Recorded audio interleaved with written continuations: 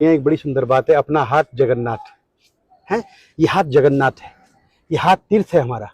इस हाथ में हमारे तीर्थ हैं। ये देव तीर्थ है, देव तीर्थ। कराग्रे वसते लक्ष्मी, देव तीर्थ है। यहाँ से देवताओं के लिए जल की अंजलि दी जाती है। ये हमारा मनुष्य तीर्थ है, ये हमारा ब्रह्म तीर्थ है, और ये हमारा पितृ तीर्थ है। 4 तीर्थ एक ही हाथ में है।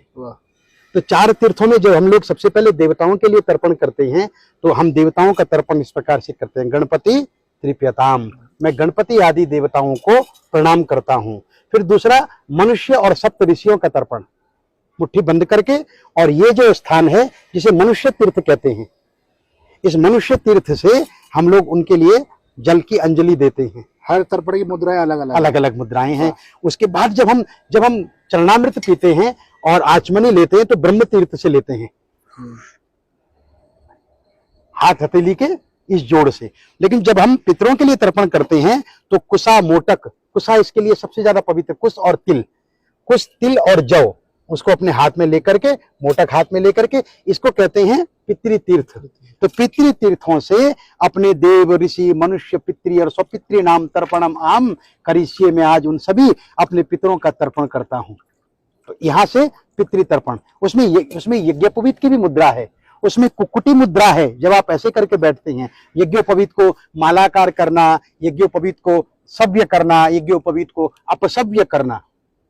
लोग असभ्य कहते हैं, असभ्य माने गलत होता है, और अपसभ्य मतलब दाया और बाया होता है। तो यज्ञोपवीत को अपसभ्य करना और यज्ञोपवीत में सभ्य होकर के देवताओं का तर्पण करना। अच्छा गुरुजी, पितृ कार्य में मुद्राओं का क्या महत्व है? चाहे तो कोई सिंपल भी कर सकते हैं, लेकिन मुद्राओं का क्या महत्व है इसमें? देखिए, हर किसी एक की अपनी अपनी मुद्राएं होती हैं, और मुद्रा का अर्थ होता है कि उस मार्ग से, उस स्थान से, उस विशेष परिस्थितियों में जब घंटी का मंत्र आएगा तो घंटी तो बजाएंगे, शंख तो नहीं बजाएंगे, और जब शंख का मंत्र आएगा तो घंटी नहीं बजाएंगे, शंख ही बजाएंगे। उसी प्रकार से हम कौन सी मुद्रा में बैठ करके, किस मुद्रा से उन पितरों के साथ हमारा कनेक्शन हो सकता है।